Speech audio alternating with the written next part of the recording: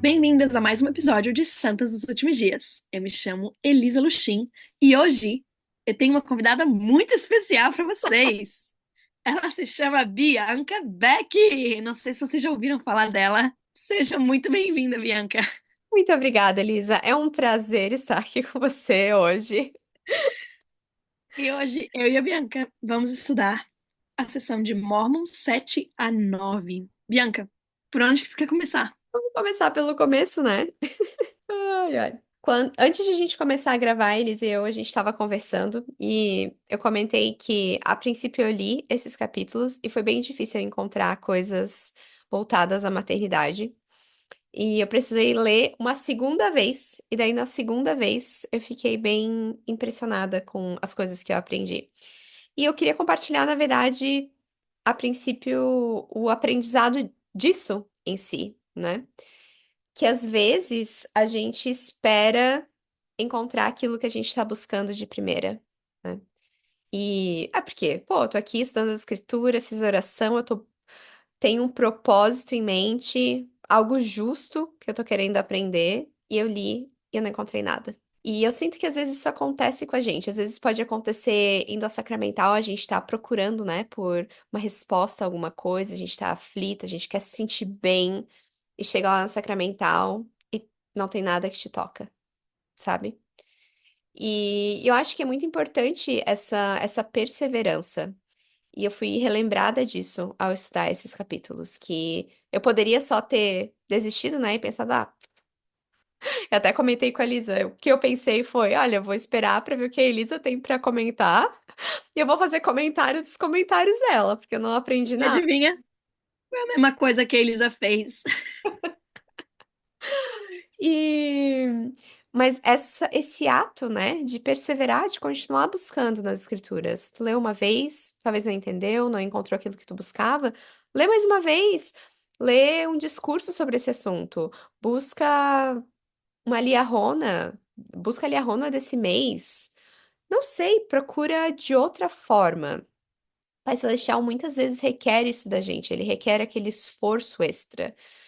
E a recompensa é grande. E pra mim foi, porque na segunda vez que eu li eu fiquei bem impressionada com as coisas que eu aprendi. Não, só quero falar que eu fiquei bem feliz que a Bianca leu duas vezes, porque eu não li duas vezes. Então, hoje nós vamos aprender muito com a nossa convidada especial, a Bianca Beck. Ali no capítulo 7, Mormon basicamente está exortando o povo ao arrependimento. Ele está convidando eles a se arrependerem e ele está meio que relembrando eles das coisas que eles já sabem. Mas, a princípio, quando eu li, pareceu meio dura, assim, a forma que Mormon tá chamando as pessoas ao arrependimento.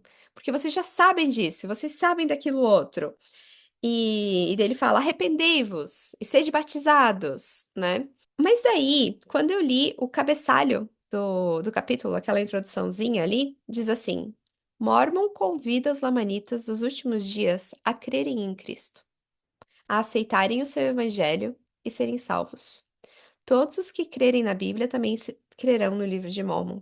E foi tão interessante ler resumido, né? Ler o resumo daquilo que Mormon estava fazendo. O método que ele escolheu para chamar as pessoas ao arrependimento, para convidar elas a voltarem-se a Cristo, foi esse que a gente lê ali nos versículos e que foi o que era necessário para aquele povo naquele momento. Mas o que ele estava fazendo simplesmente era convidando as pessoas a crerem em Cristo, a se tornar, a se voltarem a Cristo, que é o arrependimento. Arrependimento nada mais é do que nós nos voltarmos a Cristo. A gente fazer as mudanças que são necessárias na nossa vida e voltar a nossa mente, nosso coração, o nosso caminho na direção de Jesus Cristo.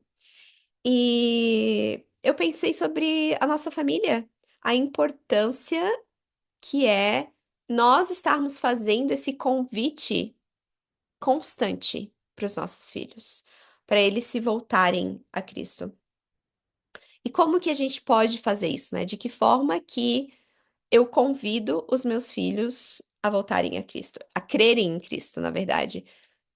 Pode ser de várias formas. Eu posso tentar usar aqui a tática do Mormon e falar: pô, tu já sabe disso, tu já sabe daquilo outro. Então, né, vai lá, faz o que precisa ser feito, se arrepende e faz o que precisa ser feito. Talvez funcione, não sei. Mas o que me veio à mente enquanto eu estava lendo é que o convite não é algo que você obriga alguém a fazer, né? Você dá escolha para a pessoa. Então, não tem como eu forçar a minha filha de 11 anos a crer em Cristo. Eu não consigo. Eu posso prestar testemunho, eu posso fazer tudo que está ao meu alcance. Forçar ela, não tem como. A crença vem dela, vem de dentro. Ela precisa escolher acreditar. Mas eu posso convidar. E eu posso convidar abundantemente. Encontrar oportunidades constantes de convidar a minha filha a vir a Cristo. E eu vejo que nas escrituras, os registros são registros constantes disso acontecendo, do povo sendo convidado a crer em Jesus Cristo. E a forma como eles foram convidados, né? Tem toda hora vários profetas aparecendo e convidando o povo a se arrepender, ou, em outras palavras, se voltar a Cristo. Então, qual vai ser o seu convite hoje para sua família de vir a Cristo? Como que você vai convidar os seus filhos, o seu marido, a crer em Cristo? Quando eu pensei sobre isso, eu lembrei de algumas coisas que a gente faz que já meio que se tornaram até rotina aqui em casa, mas que para mim é uma das formas que eu encontrei de convidar a minha filha a vir a Cristo. A gente tem uma rotina da manhã em que a gente faz um pequeno devocional. E a gente está sempre memorizando uma escritura ou uma citação e também ouvindo um hino. Então a gente ouve um hino até que a gente memoriza ele, aí a gente passa para o próximo hino. E eu pensei sobre isso, sobre rituais simples, porque isso é um convite, né? Quando você lê uma escritura que fala sobre Jesus Cristo e convida seu filho a memorizar ela com você, desafia ele, é um convite para vir a Cristo. Se ele conseguir memorizar aquelas palavras e deixar que aquelas palavras estejam dentro do coraçãozinho dele e realmente sejam absorvidas, né? Ele vai estar aceitando aquele convite de vir a Cristo. Então, é uma forma simples, eu sinto, de convidar a nossa família, mas tem funcionado muito bem pra gente. Tem várias escrituras que a gente memorizou e teve momentos da vida, assim, que a gente tá passando por alguma coisa difícil e a minha filha fala aquela escritura. Ah, mami, mas não esquece, né? Tu pode todas as coisas em Cristo que te fortalece. Ou hino, às vezes ela tá no banho, eu escuto ela cantando o hino que a gente tá memorizando. A gente tá participando agora de um coral que vai cantar aquela música do Handel, o Messias. E são músicas bem difíceis, né? E a gente tem cantado todos os dias de manhã, tentando memorizar as nossas partes, né? A gente tá fazendo a segunda voz juntas, então a gente tá tentando memorizar a nossa parte. E ela tá cantando o tempo inteiro dentro do banheiro. E quando ela canta, né, glória a Deus nas alturas, ou quando ela canta aleluia no banho, meu coração se enche de alegria. Porque, assim, pode ser que seja só uma música, e pode ser que realmente não tenha todo aquele sentimento de crença por detrás disso. Mas eu sei que as palavras de Cristo têm poder, que esses hinos têm poder, que essas escrituras têm poder, e que, com o passar do tempo, ela vai aceitar o convite de crer em Cristo através dessas pequenas coisas. Eu achei muito interessante isso, porque eu não tinha observado o que tu comentou. Ah, e o que eu gostei tu falou, né, dos rituais simples, que a gente convida nossos filhos a crer em Cristo com esses rituais simples. Eu acho que o simples feito bem feito, né?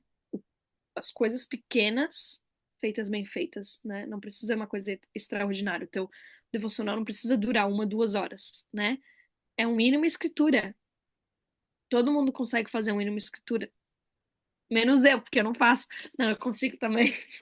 Mas assim, não que todo mundo tenha que fazer um hino e uma escritura, né? Mas todo mundo consegue fazer alguma coisa para ajudar os filhos, para convidar eles a se chegarem a Cristo. E aí, cada família, cada mãe vai buscar inspiração, vai buscar ajuda de Deus para saber o que que ela pode, o que está dentro das condições dela, e também o que que toca o coração dos filhos dela, para continuar fazendo esses convites. E às vezes, pensando em questão de convite, né? Existem várias maneiras de convidar alguém. Você pode mandar um e-mail, você pode mandar uma mensagem de texto, você pode mandar um áudio, você pode ligar para a pessoa, você pode entregar um papel. E eu acho que é isso às vezes também. Para algumas pessoas, alguns convites vão ser mais efetivos do que outros, né? Mas a gente tem que tentar até a gente encontrar os convites que funcionam para os nossos filhos.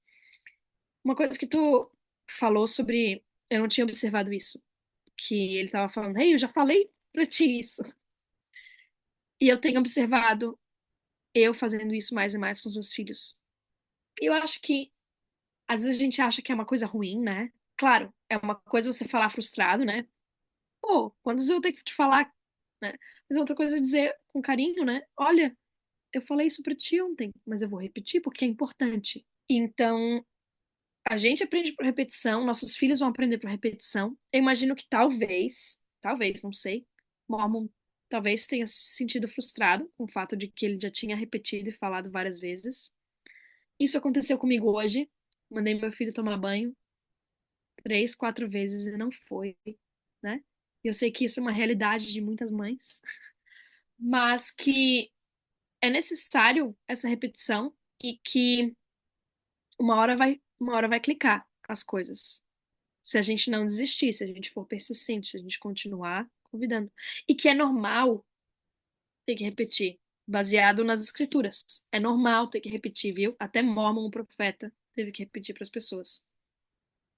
E a outra coisa que me chamou a atenção do que tu falou, que ele chamou ao arrependimento.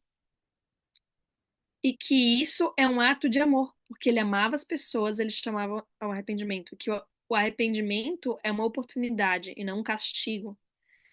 E acho que é o que o profeta tem tentado nos ensinar constantemente, ultimamente, né? Inclusive, ele teve um discurso alguns anos atrás sobre isso.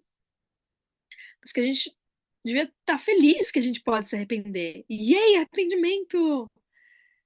E passar isso para os nossos filhos, que é uma oportunidade que eles têm de se arrepender. E que se a gente convida eles a se arrepender, tá vindo de um lugar de amor, não de um lugar de a gente estar bravo com eles ou de punir eles, mas um lugar de amor, porque a gente quer e sabe que eles podem ser melhores. Assim como o Mormon estava encorajando as pessoas aqui a se tornarem melhores. Muito legal.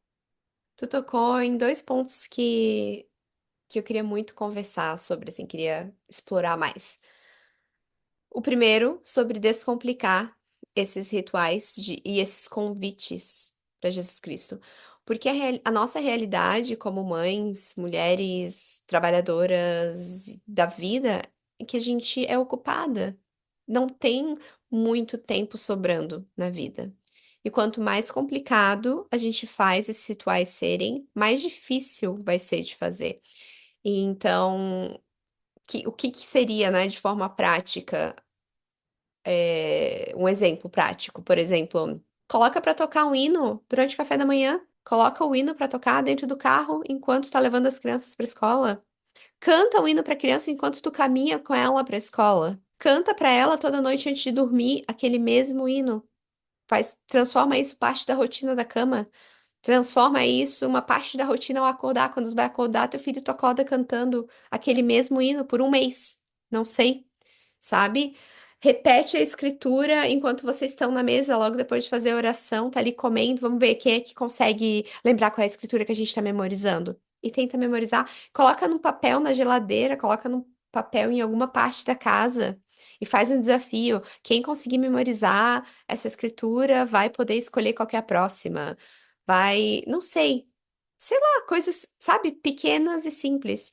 E às vezes a gente sente que você precisa fazer a criança memorizar perfeitamente no primeiro, segundo dia, e daí você acaba forçando aquilo de acontecer.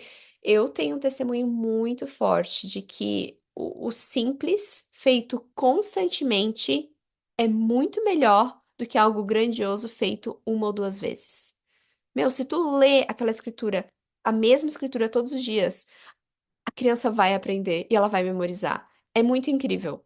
A Mayara memoriza coisas que eu penso, meu, como é que ela memorizou isso? Eu nunca fiz nenhum esforço para ela memorizar isso. Eu só fui constante em apresentar aquilo para ela, sabe? E a gente precisa fazer isso, ser constante no nosso convite para os nossos filhos a virem a Cristo, seja com o nosso testemunho, seja lá como for.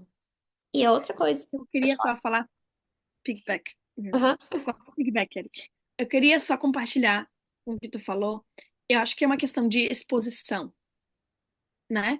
Se os nossos filhos estão na escola e tem alguém sempre expondo eles a coisa ruim, né? E você não tem como você chega em casa, seu filho fala uma palavra, né? Sei lá, repete um palavrão, fala uma expressão que não é legal, né? Ele pegou de algum lugar porque ele foi exposto àquilo. E a gente tem que combater expondo eles ao máximo de coisas boas. Então, simplesmente expondo eles, né? As escrituras. E eu gostei muito do que tu falou. Não é uma coisa forçada, não precisa que senta aqui na cadeira, olha aqui, lê, né? Não é uma lição. Não, é uma exposição ali de uma maneira natural, às vezes. Claro que tu tem o devocional, mas assim, é aquela exposição, aquele constante. Uma das maneiras que eu comecei a fazer para o Imo é eu percebi que ele não estava na leitura das escrituras de noite, né? A gente lê ali direto o livro de Mormon, ele não estava dando lufas, né? Mas a gente estava fazendo, né? Que é mandamento, vamos ler as escrituras com nossos filhos. E aí eu comecei a ler no aplicativo do livro de Mormon, tem as histórias ilustradas. Então, toda noite eu leio uma daquelas histórias ilustradas e as que tem um vídeo, porque eu percebi que algumas não tem vídeo. Aí eu assisto o vídeo com ele depois. Ah, ele fica louco, porque é quando ele pode assistir vídeo, né? Mas é muito legal, porque daí ele ouve a mesma história duas vezes. E é uma maneira que daí ele tá interessado em aprender as escrituras, aprender sobre o livro de Mormon, sobre o que tá acontecendo. Então, foi a maneira que eu encontrei, né? E eu gostei muito dos exemplos que tu deu, Bianca. Achei bem legal. Uhum. E aí, por último, para encerrar esse tópico, eu li um discurso muito interessante do elder Clemente M. Matsagotata. Eu não sei como pronunciar, porque ele é da África, o nome dele. Mas ele conta aqui que ele estava em um aeroporto muito movimentado, tinham muitas pessoas indo de um lado para o outro. E ele estava também, uma pressa muito grande para pegar o voo dele. Enquanto ele estava se dirigindo para o portão de embarque, ele percebeu que ele olhou na tela onde falava sobre os voos e viu que o voo dele havia sido cancelado. Então ele parou onde ele estava ali no meio do aeroporto e ficou observando as pessoas correndo de um lado para o outro. Todo mundo aparentemente sem tempo, né? Muito ocupados. E quando ele parou, um homem que engraxava sapatos chegou para ele e disse: Eu posso engraxar o seu sapato? E a resposta dele, que veio à mente, a primeira reação foi: Ah, não tenho tempo, né? Mas aí ele se percebeu: Não, na verdade, agora eu tenho um pouquinho de tempo. Sim, pode engraxar meu sapato. E daí ele teve uma conversa com esse homem. E o homem perguntou pra ele pra onde que ele estava indo, o que que ele tinha que fazer e tal. E daí, enquanto o homem estava engraxando o sapato dele, ele explicou pra ele sobre a igreja e tal, e comentou que ele vive uma vida muito ocupada, que ele não tem tempo pra muitas coisas. E daí, depois que ele comentou sobre a igreja e tal, o engraxador falou: Pois é. Antigamente eu costumava ler a Bíblia, costumava ter tempo para fazer isso, mas hoje em dia é tudo tão ocupado, não tenho mais tempo para isso. E daí a reflexão que o Elder Clemente fez foi: será que nós estamos muito ocupados para Deus também? Será que a gente está tão ocupado, a gente está levando uma vida tão ocupada que a gente não tem tempo para Deus, para convidar os nossos filhos a virem a Cristo? E talvez sim, a gente seja muito ocupados, porém sempre há tempo para Deus. Se a gente decidir colocar Deus em primeiro lugar, a gente vai encontrar tempo, mesmo que seja de uma forma bem simples. E eu testifico disso. Eu tenho estado numa fase muito maluca da minha vida, apesar de eu não ter três filhos, que nem a Elisa, a minha vida é ocupada de outras formas, porque essa é a nossa realidade, né? Cada um é ocupado de formas diferentes. Mas eu tenho feito um esforço muito grande para colocar Deus em primeiro lugar, e é impressionante. Eu tenho encontrado tempo, tempo que eu não tenho. Aí a segunda coisa que eu queria comentar sobre o que a Elisa falou é sobre o arrependimento. Eu tenho pensado muito sobre esse tópico ultimamente. Como ele tem sido distorcido, eu diria, para algo ruim. Se eu perguntasse para vocês agora, quem é que precisa se arrepender mais? Um pecador ou uma pessoa que está vivendo uma vida justa? Quem que tu diria? Todo O pecador. Geralmente essa é a mesmo que tá vivendo. Geralmente essa é a resposta. A nossa tendência natural é achar que o arrependimento só é para quem tá pecando, tá fazendo alguma coisa errada.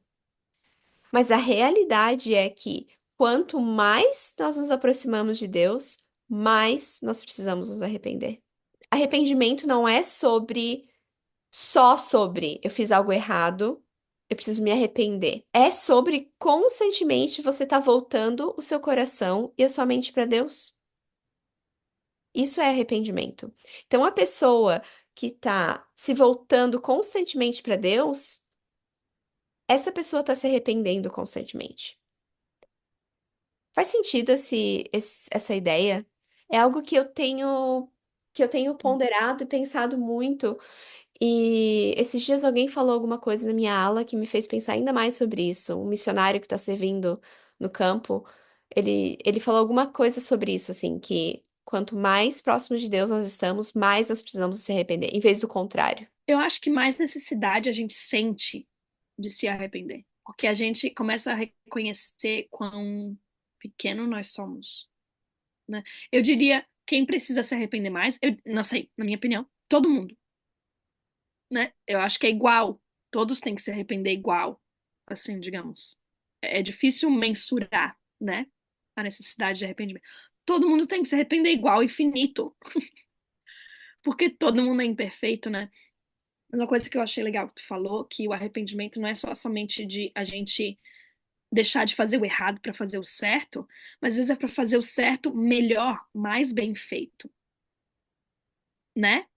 Eu posso já estar indo na igreja e eu estou obedecendo o mandamento, mas eu posso me arrepender tentando me preparar melhor para ir à igreja. Então, eu posso estar vivendo a palavra de sabedoria, não tomando, não ingerindo aquelas coisas que é um mandamento que eu não posso, né? Mas eu posso me arrepender e buscar ver, ok, como eu posso tratar melhor o meu corpo. E aí eu acho que é algo muito pessoal. E o arrependimento, quando a gente vê com essa perspectiva, você entende por que que até o profeta fala que ele precisa se arrepender, né? Porque você olha o profeta perfeito?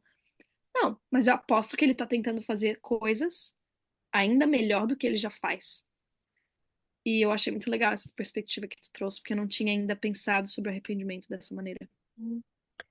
No guia para estudo das escrituras diz assim: arrepender-se é arrependimento, a mudança da mente e do coração que gera uma nova atitude para com Deus, para consigo mesmo e para com a vida em geral. Eu achei tão profundo e tão legal essa perspectiva. É uma mudança da mente e do coração que gera uma nova atitude para com Deus e para com você mesmo. E essa vida, como a gente sabe, é o tempo que a gente tem para aprender, para criar novas atitudes, para aprender como agir melhor, para um dia voltar à presença de Deus. E a gente é um processo contínuo, e não importa em que parte da sua vida você tá, você precisa do arrependimento. Eu gostei que tu trouxe isso no contexto de ensinar aos nossos filhos que o arrependimento é bom. Porque eu sinto que existe essa cultura de o arrependimento ser algo negativo. Até quando a gente fala, brincando sobre esse assunto, a gente fala, tem que se arrepender, né? Eu vejo muita brincadeira assim. E às vezes eu me pergunto se a gente não tem que ser cuidadosos na forma que a gente fala sobre o arrependimento, para não ter essa conotação negativa, porque o arrependimento, ele é incrível, ele nos transforma. Você sente o amor de Deus, né? Como que isso pode ser algo negativo? Não tem como ser. Mas se a gente fala disso de forma leviana e trazendo essa ideia negativa, nossos filhos vão perceber. Logo, quando a gente falar sobre arrependimento em casa, eles vão sentir, eles vão querer evitar o arrependimento. Porque quem é que gosta de fazer coisas erradas? Ninguém faz coisas erradas porque quer. Não, tá, tudo bem. Algumas pessoas fazem, mas de modo geral, a gente sempre tá tentando fazer o nosso melhor. Se a gente erra, erra porque a gente estava tentando acertar, né? E os nossos filhos são assim também. Se eles fazem alguma coisa errada, quebram o mandamento, não significa que eles estão fazendo isso por mal, né? E a ideia daí de que você precisa se arrepender porque você fez alguma coisa ruim é tão negativa, não acha? Tipo, é importante entender isso, sim. Mas eu acho que a forma como você entrega isso é diferente. É do tipo, olha, todo mundo comete erros e todos nós precisamos mudar e fazer as coisas de forma diferente. E o arrependimento nos ajuda a fazer isso e nos aproximar mais de Deus. Eu acho que é apresentar como uma oportunidade. Isso. Poxa, que legal, tu pode tentar de novo. Olha, tu viu que hoje não deu certo, né? Tu viu que hoje você foi meio rude, ou você bateu no seu irmão. Que chato, né? Você gostou? Mas sabe de uma coisa? Por causa de Jesus Cristo, amanhã a gente tenta de novo. E amanhã, quando você ficar bravo, você vai conseguir se controlar.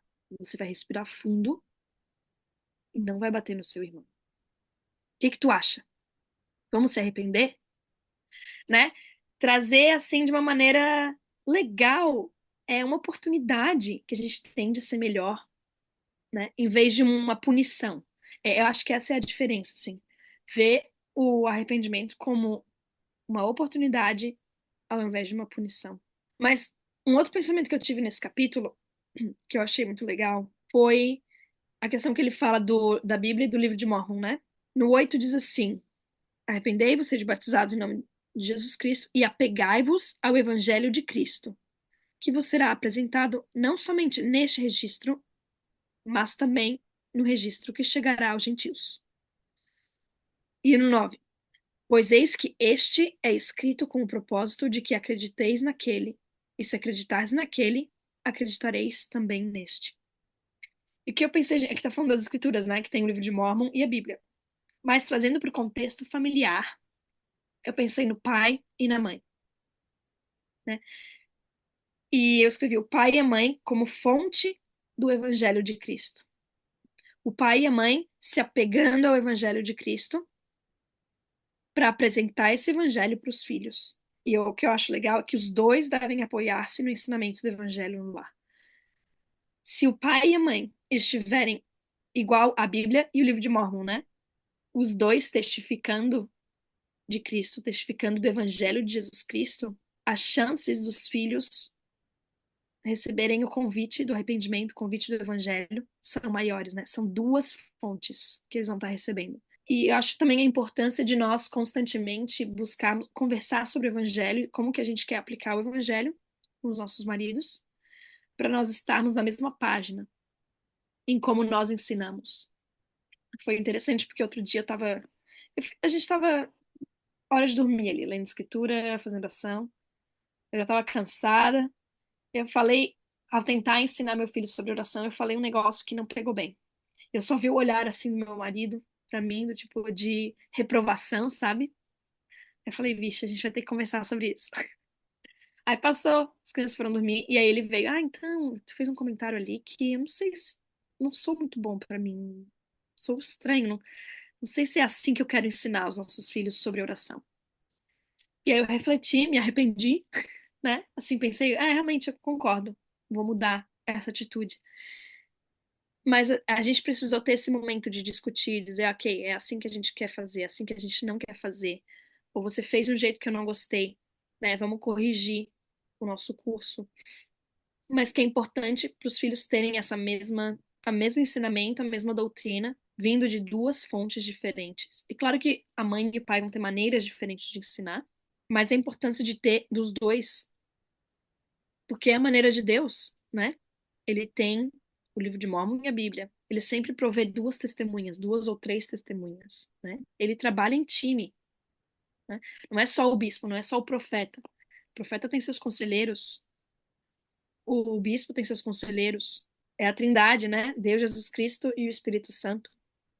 Então, a gente criar esse time e aí vem até com outros aspectos que não sejam necessariamente o evangelho, mas a maneira de criar os filhos, né? Se o mãe ou o pai cria uma regra, apoiar o marido ou a esposa. E se você discorda depois, entre vocês dois, ir lá e conversar, né? Dizer, ó, porque, por exemplo, né? Eu ensinei meu filho naquela hora, meu marido não gostou, mas ele não foi e me disse, né? Não me contrariou na frente do meu filho naquele momento. Ele deixou passar e depois veio e discutiu comigo e nós dois vamos agora estar na mesma página.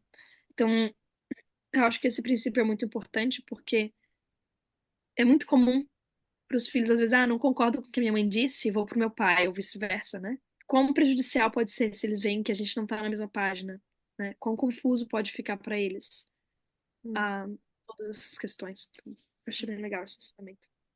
Eu gostei como tu mencionou essa união, né? Essa unidade entre o casal em você, porque é isso que essas conversas prévias, intencionais, acarretam, né? Elas fazem com que a gente esteja mais unido, com que a gente esteja na mesma página. E o que é importante para que isso aconteça é que você seja humilde, né? Assim como tu foi naquele momento que o teu marido te disse, Iris, eu não achei que foi não é assim que eu gostaria de ensinar os nossos filhos sobre a oração, tu poderia ter dito, o problema é teu, é assim que eu quero ensinar, tu ensina como tu quer, eu vou ensinar como eu quero, né? Tu poderia ter sido orgulhosa. Eu acho que isso é uma tendência até bem comum e natural, assim, de acontecer, de a gente ficar chateado, né? Como assim eu fiz errado, né? Tô aqui fazendo meu melhor, tentando ensinar meu filho sobre isso, tu vai querer dizer que tá errado? E eu acho que isso é muito importante, ter essas conversas meio que neutras de ofensa, assim, sabe? De tipo, ok, eu vou baixar aqui a minha guarda, eu não vou estar na defensiva, eu não tô aqui para te atacar também, a gente tá aqui para trabalhar juntos, em time. E isso é muito importante e difícil de ser feito, mas que com a prática se torna mais fácil. Tem algo que eu gostei bastante no capítulo 8 que eu queria compartilhar, é quando o Mormon começa a comentar sobre as imperfeições que teriam no registro. E é tão fácil encontrar erro, né? Nas coisas dos outros. É tão fácil ver o que os outros estão fazendo de errado. Eu não sei por que é tão fácil fazer isso, mas. É fácil, mas é triste quando você encontra esses erros e esses erros fazem com que você duvide de Deus. Eu acho que é isso que ele está querendo dizer aqui, né? Não deixe com que as imperfeições, com as minhas, que as minhas imperfeições mortais, que as minhas dificuldades ao fazer esse registro, te afastem de Deus. Tudo bem você notar, e você vai ver que tem, ó, já é um aviso prévio, né? Ó, tá aqui, ó, vai ter erros, porque as pessoas que fizeram esse registro são humanas, então você vai perceber eles, mas não deixe com que isso te afaste de Deus. E eu sinto que é muito importante que a gente ensine os nossos filhos isso, porque se não for ensinado, pode sim se tornar um ponto sensível no testemunho. Pode sim se tornar algo que venha a afetar a fé dos nossos filhos. Né? Como assim Deus é perfeito, mas aqui, ó, tá aqui na escritura, tem algo que tá errado. Quando eles fizeram quando eles imprimiram esse livro de Mórmon aqui, veio com S a mais nessa palavra, que não faz sentido. Aqui, ó, concordância de gênero, tá errado. Como que Deus permitiu que isso acontecesse? Né? a gente precisa lembrar que Deus faz coisas grandiosas através de meios pequenos. Os meios pequenos somos nós. Ele está tentando fazer um trabalho que é basicamente impossível, porque ele está trabalhando com uma matéria muito falha. O recurso que ele está usando é um recurso imperfeito, mas isso testifica da grandiosidade de Deus, porque mesmo através de meios simples, pequenos, imperfeitos, ele realiza uma obra maravilhosa, ele realiza milagres gigantescos. Então, o fato de ter erros, ou de, porque a história da igreja, a poligamia, a parte financeira do banco de que Joseph, e não sei mais quem, tinham montado para a igreja, deu errado.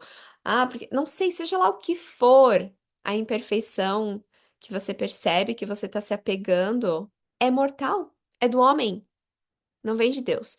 Deus é perfeito, mas porque a obra dele está sendo trazida através da gente, ele está nos dando a oportunidade sagrada, né, de poder trabalhar na obra dele. Vai ter coisas que não vão ser perfeitas. E tá tudo bem. A gente não pode deixar com que isso afete o nosso testemunho, e os nossos filhos precisam saber disso. Precisam saber que vai ter erros. E tá tudo bem. Assim como eles erram, Mormon errou, Joseph errou, seja lá qual for o outro profeta. E quanto mais você buscar, se você for caçar, você vai encontrar cada vez mais imperfeição e mais erro. Assim como se você vir aqui na minha casa, você vai ver cada vez mais. Já basta o que vocês percebem aqui no podcast, quando eu tô falando, meus erros de gramática, né? Às vezes uma coisa que você discorda, seja o que for, vai ter imperfeições, porque essa é a nossa natureza imperfeita. A gente só vai ser perfeito o dia que a gente se tornar como Deus. No meu caso, falta muito. E deixa eu falar uma coisa. Eu não sei vocês, mas quantas vezes a gente deixou de fazer alguma coisa por se sentir inseguro, por causa de, por saber que nós somos imperfeitos. Deixou aquela ansiedade da nossa imperfeição entrar no caminho da gente agir e fazer alguma coisa, né? Esse pensamento me veio agora enquanto tu falava, mas me chamou muita atenção isso, que o Mormon falou sobre as falhas dele, né? Se falhas serão falhas de um homem. Eu sou homem, sou como vocês, né? Eu sou muito bom. Ele não falou isso, mas eu penso, pô, tu não é qualquer homem, né? Senhor Mormon. Mas mesmo assim, ele foi humilde de reconhecer que teriam falhas, que ele estava fazendo o melhor que ele podia, ele estava colocando todo o esforço dele, mas que haviam falhas. E aí um versículo que eu gostei muito, no 19, pois eis que aquele que apressadamente julgar, apressadamente será julgado. E no 20 fala, porque o julgamento é meu, diz o Senhor. Mas a gente já comentou sobre isso em podcasts passados, mas isso me chamou muita atenção porque é uma tendência natural do homem, da mulher, do ser humano julgar os outros, né? Como a Bianca falou, buscar pelos defeitos, buscar pelas falhas dos outros. Por alguma razão a gente tem essa tendência. Algumas pessoas mais do que outras. Mas com a pressa que eu julgar alguém, a mesma pressa eu estou sendo julgada. E eu penso, qual pecado é maior, no final das contas? Da pessoa que está fazendo, digamos, errado, ou de eu que estou julgando ela?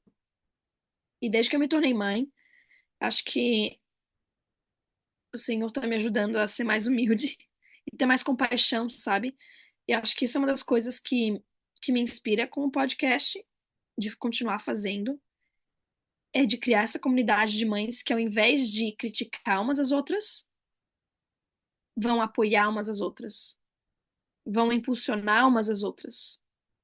Né? Vão dizer, tudo bem, é difícil aqui também, mas a tua dificuldade pode ser diferente da minha. Talvez tu tenha dificuldade na alimentação dos teus filhos, eu tenho dificuldade na leitura, você tem dificuldade nas telas, né? Cada pessoa vai ter uma dificuldade, um desafio, mas nós todas temos, nós todas somos falhas, mas aqui a gente não tá aqui para julgar uma outra, tá? Não é porque o teu pecado é diferente do meu, ou a tua dificuldade é diferente da minha que eu vou te julgar. Então, isso que eu senti que foi mais um incentivo de Deus me mostrando aqui, ó, Elisa, para de julgar, tenha mais misericórdia, dê mais graça às outras mães. Busca pelas coisas boas que elas fazem para te inspirar, em vez de buscar os defeitos delas, né? E apontar, olha, aquela mãe tá fazendo errado, aquela mãe tá fazendo errado. Então, acho que buscar a gente dar graça uns para os outros, e acho que quando a gente faz isso, a gente também dá mais graça para nós mesmos como mães. Recebe a graça de Deus e entende melhor o arrependimento, né? Eu vou tentar melhor, vou tentar de novo amanhã, tenho oportunidade, assim como aquelas outras mães também, e elas estão no caminho delas de, de buscar serem as melhores mães que elas podem ser. No processo, né? Então tá, seguinte, vamos fazer um combinado. Todo mundo que tá ouvindo esse podcast aqui hoje, o desafio é não nos julgar e não julgar as mães ao seu redor. Na próxima vez que tu pensar em julgar alguém, tu vai morder a língua. Esse é o desafio que fica. Ah, eu queria comentar mais uma coisa rapidinho ali no capítulo 9, que faz tempo que tem estado na minha mente. E no versículo 7, Mormon tá falando para as pessoas que estão negando as revelações. É interessante, né? Porque ali ele começa falando sobre no versículo, no capítulo anterior, ele fala sobre as imperfeições e sobre não julgar, e daí aqui ele começa a falar sobre as pessoas que estão negando as revelações. Eu acho que muitas vezes, quando a gente começa a ter dúvida e a perceber as imperfeições, a gente também começa a negar as coisas de Deus, né? Porque isso abala o nosso testemunho. E daí ele diz assim: E novamente fala a vós, no versículo 7, que negais as revelações de Deus e dizeis que elas cessaram, que não há revelações em profecias, nem dons, nem curas, nem o falar em línguas, nem interpretação de línguas. Eis que eu vos digo que aquele que nega essas coisas não conhece o evangelho de Cristo, sim, não leu as Escrituras e se o fez, não as compreende. Quando eu li isso, eu senti que eu preciso melhorar em mostrar para minha filha os milagres de Deus e as coisas que Deus tem feito. É muito fácil, assim, às vezes eu tenho experiências espirituais e eu esqueço de compartilhar. Às vezes eu compartilho com a Abby antes de dormir, eu falo, ai, hoje eu tive uma experiência espiritual tão legal, aconteceu isso, eu senti que eu deveria fazer tal coisa, fui lá, fiz e descobri que realmente era a pessoa estava precisando daquilo, ou às vezes comigo, esses dias eu recebi, uma pessoa veio aqui em casa, estava tendo um dia horrível. Sabe aquele, pensa num dia horrível, multiplica por três. Tava muito mal. E daí eu tava lá no jardim com a Mayara, tentando pegar um solzinho pra ver se a vitamina D entrava no sangue e me ajudava a me sentir melhor. De repente, um carro entra na nossa garagem, no lado da nossa casa.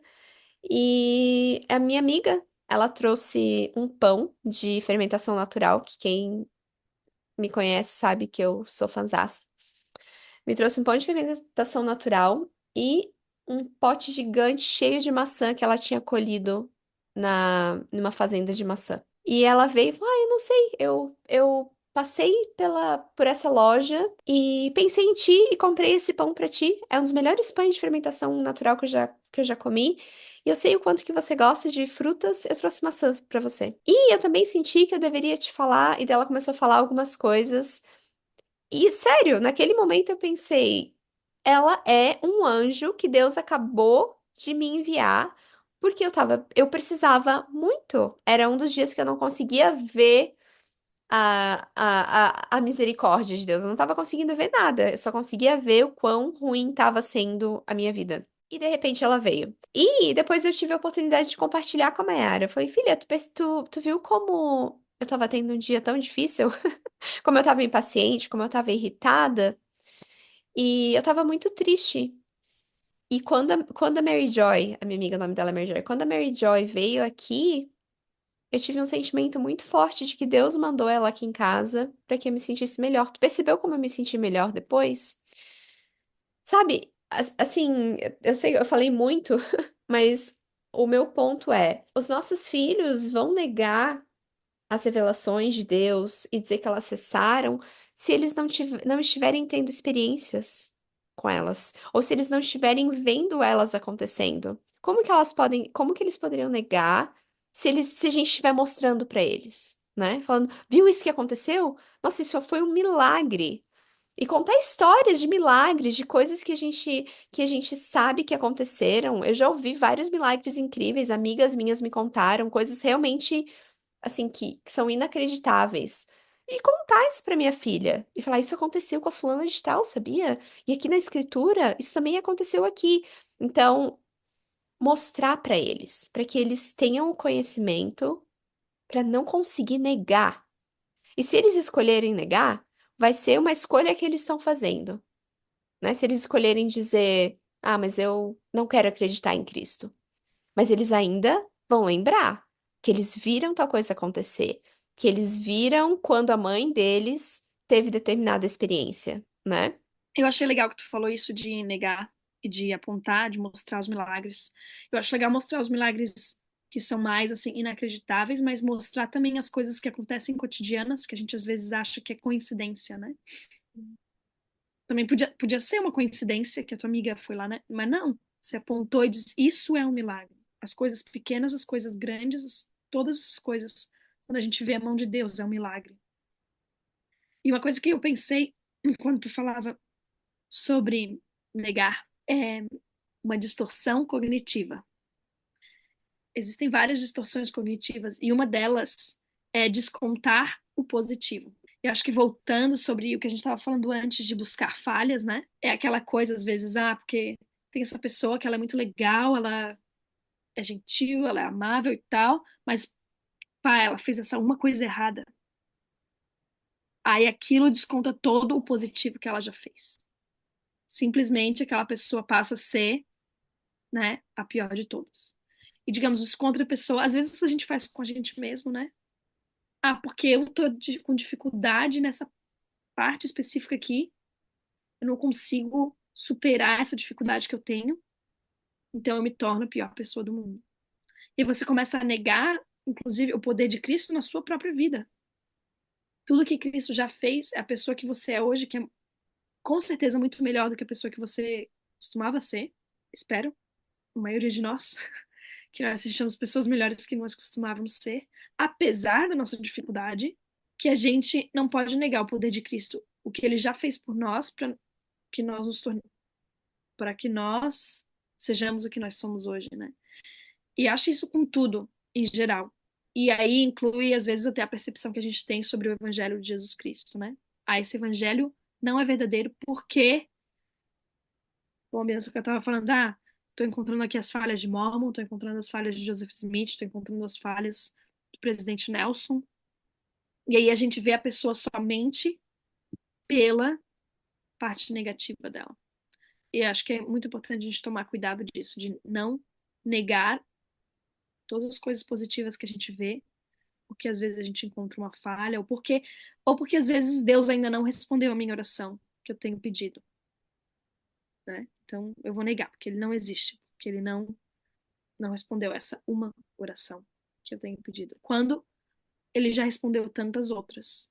Uma última coisa que eu queria comentar, que tem a ver com o que a gente já comentou antes também, várias ligações, é no Mormon 9:31, voltando a não buscar as falhas dos outros. Ele fala: Não me condeneis em virtude de minha imperfeição, nem a meu pai por causa de sua imperfeição, nem aqueles que escreveram antes dele. Mas dai graças a Deus por ele vos ter manifestado nossas imperfeições, para que aprendais a ser mais sábios do que nós fomos. Essa última parte aqui fala, para que aprendais a ser mais sábios do que nós fomos, meio que assim, bateu no meu coração. E ele tá falando dele, do pai dele. Eu às vezes, sendo muito crítica dos meus pais. Eu sou muito grata por muitas coisas positivas que eles fizeram na minha vida e me ensinaram. Mas acho que todo mundo tem aquela coisa, ai, não gostei que minha mãe fez isso comigo, ou que ela me ensinou desse jeito, ou que ela fazia isso, fazia aquilo, ou meu pai. E às vezes eu faço isso que eu tava fazendo, né? Começo a focar e a criticar na minha mente. Desculpa aí, mãe, viu? Mas ah, não só minha mãe, mas a gente olha para as gerações passadas, sabe? E critica elas, quando a gente também não entende o contexto delas. Mas ao invés de simplesmente criticar ou meio que condenar eles, dá a mesma graça que a gente espera receber dos meus filhos um dia. Porque eu tô fazendo aqui o melhor que eu posso. Com certeza tô errando muito no decorrer do caminho, sem a intenção de errar. E eu tenho certeza que um dia meus filhos vão olhar pra mim e vão dizer, pá, não queria que minha mãe tivesse feito desse jeito, daquele jeito, eu vou fazer diferente, né? Eles vão fazer. Então, até conversando com uma pessoa, parece que todo mundo, em algum momento, se vai pra terapia, vai falar dos pais, tem alguma coisa que tem a ver com seus pais que influenciou você, e de dar essa mesma graça para gerações passadas, de não condenar elas, e daí ver o que a gente, né? Ah, não gostei muito disso, daquilo, eu vou usar isso para que eu me torne mais sábia agora, para que eu me aperfeiçoe. Então, em vez de olhar para julgar e condenar as pessoas, quando a gente olha uma imperfeição, quando a gente olha uma coisa que a gente não concorda, né? Usar aquilo para a gente aprender para nós mesmos, para que nós nos tornemos mais sábios, sábios, sábios, sábios. Eu tenho pensado muito sobre isso, Elisa. Eu acho que é uma das coisas mais injustas que a gente pode fazer é julgar o que alguém fez no passado usando o conhecimento que eu tenho hoje. Eu vejo isso acontecendo muito no mundo de forma geral. Por exemplo, a gente critica. Aqui onde a gente mora, tem muita gente que critica, critica Cristóvão Colombo, né? E, nossa, mas eles metem o pau, assim, nele, em outros, nos outros fundadores do país aqui, e porque tinham escravos, porque tinham isso, porque eram machistas, tararara. E existe um termo, na verdade, para isso, que se chama anacronismo, que é quando a gente usa as- a inteligência, o conhecimento que a gente tem hoje para julgar o que foi feito lá no passado, quando eles não tinham esse mesmo conhecimento. A gente só tem o conhecimento que a gente tem hoje porque aquelas coisas aconteceram. A gente é o que é hoje porque os nossos pais nos ensinaram. E, e a gente é muito crítico, né? Como a gente tem conversado aqui constantemente sobre, a gente vê as nossas imperfeições de forma muito clara. E é muito fácil colocar a culpa das nossas imperfeições nos nossos pais. Mas, então, se você quer colocar a culpa das suas imperfeições nos seus pais, você também precisa colocar a culpa dos seus sucessos nos seus pais. Ah, mas daí não. Não, porque eu sou assim, porque eu sou muito boa, não foi minha mãe que me fez ser assim, né? Então, você precisa usar o mesmo julgamento. Você não pode usar dois pesos. Tem um ditado, né, que fala sobre isso, né? Sobre dois pesos diferentes para medir a mesma coisa, algo assim. Você precisa então usar o mesmo julgamento. Se tudo que é ruim em você veio dos seus pais, tudo que é bom de você também veio dos seus pais. Mas a realidade é que se tudo o que é ruim, tudo o que é bom em você não veio só dos seus pais, tudo que é ruim em você também não veio só dos seus pais. A verdade é que todos nós temos uma escolha e a gente escolhe se tornar quem a gente é. Se eu ainda continuo perpetuando ciclos ruins, digamos que eu aprendi com os meus pais, que culpa eles têm? Nenhuma. Eu estou escolhendo fazer isso. E eu acho que mudar, né, essa perspectiva de vítima para pessoa que age, que é o que a gente lê nas escrituras, nós somos os agentes. Nós temos o poder de mudar as nossas ações. E claro, com certeza que os nossos pais nos ensinam, nos afeta, com certeza, para a vida inteira. Especialmente em casos extremos, né, de negligência, de abuso, afeta uma vida inteira. Mas em qualquer situação, nós ainda temos o arbítrio e a oportunidade de escolher diferente, né? De ser diferente. E eu acho que essa é uma das maiores belezas do Evangelho de Jesus Cristo, que é o arrependimento, né? De a gente poder olhar para trás, ver o que passou, avaliar quem a gente está se tornando e pensar. como que eu posso mudar a minha atitude perante Deus, como que eu posso mudar a minha atitude perante a mim mesma, como que eu posso me ver diferente e mudar e ser melhor, né? E me arrepender. E eu acho legal quando a gente olha historicamente, mas de ver o progresso historicamente. Em muitos aspectos, nós podemos progredir, mas é porque uma pessoa quebrou um ciclo, aí a próxima quebrou outro ciclo, vai quebrando ciclos. E eu acho que, de certo aspecto também, olhar daí, buscar as coisas boas, porque eu sinto que às vezes o nosso orgulho da nova geração, pelo menos eu, não sei vocês, mas eu penso, agora é minha vez de fazer e eu vou fazer do meu jeito. Eu não quero ouvir como que tu fez, né? Não quero saber. Eu acho que é o orgulho dentro de mim, às vezes. Minha mãe que o diga. Mas, assim, de olhar quanta coisa boa eles fizeram, né? E quanto que eu posso aprender do bom que eles fizeram, ao invés de só olhar pro ruim que eles fizeram, que eu não quero fazer mais. Pensar, poxa, olha quanta coisa boa que a minha mãe fez, que meu pai fez, que os meus avós fizeram, né? Olha as qualidades que eles têm, que eu quero repetir.